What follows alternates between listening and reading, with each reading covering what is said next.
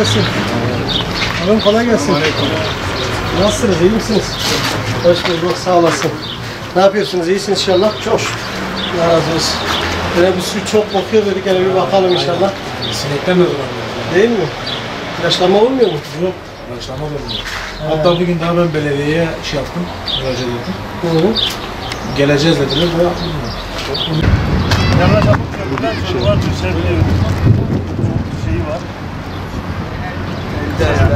Abortolukları yaptılar ama hep aldılar. Gereken bu ikisi tarafından olması lazım. Da çaldılar ha. Yani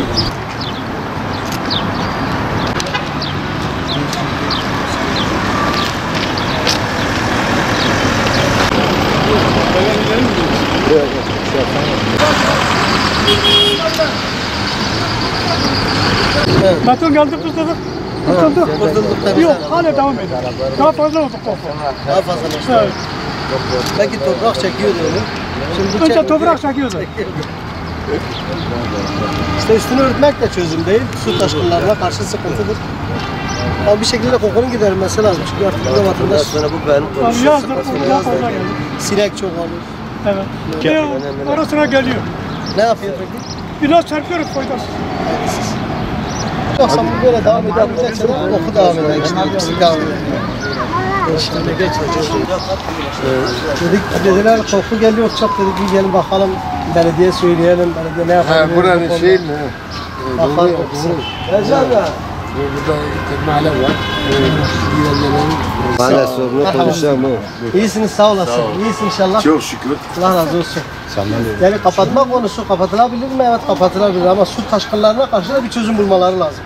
Lazım. He, Bunu kapatsa daha iyi olur. Tamam. Bir de bak bu demirler ben olmasa bunlar da girerdi. He. Aslında oraya veri. Da bu oraya boşaltı giriyor ya. Buna ne girmiyor? Yani ilaçlama olmuyor diyorsun. Yok canım. Abi bu da hapsi mahalle su ya. İlaç ama olur, sinek kokusu olur. Arkadaş. Yani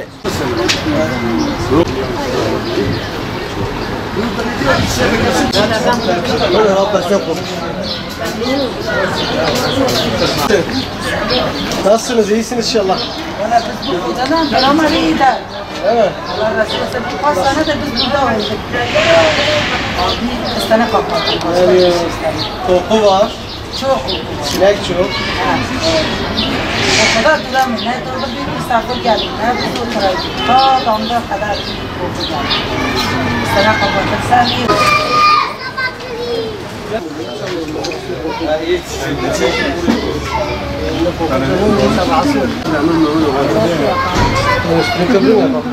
Kızım temiz su doldurak bırak havuz olsun fazla güzel olur.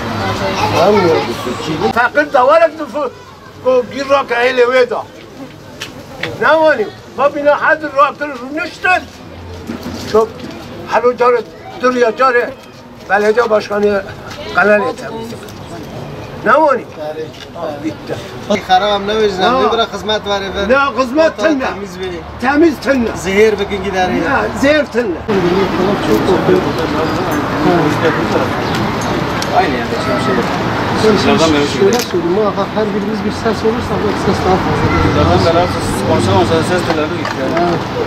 Ama Senin çözüm olur. buranın kemiği bu sel geldi. Bu kanal değil yani gerçekten yani çok çözülecek çok şey var da yani keşke tek sıkıntı kanal olsa. Devrilme olsa, ilaçlama olsa çok ciddi manada sinek görür. Kokuyu da bir nebze de olsa insan müdahale etse çöpleri içinde bıraksa. İşte kapatmak şöyle bir belki eksiklik olur. Yani bir su fazlalaştırma onun tanesini düşünmek lazım. Ama belediyenin işi bunu yapması lazım. Yani. Temiz su yapın lütfen.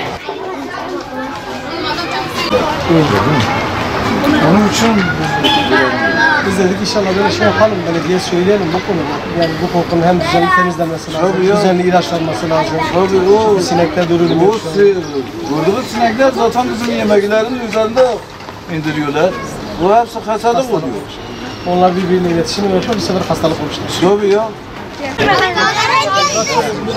koku var, bizim belediye söyleyelim bu konuda temizlik yapılması lazım. İlaç yapılması lazım. Vatandaş şöyle söylüyor. İyi oluyor. Bile başkanım.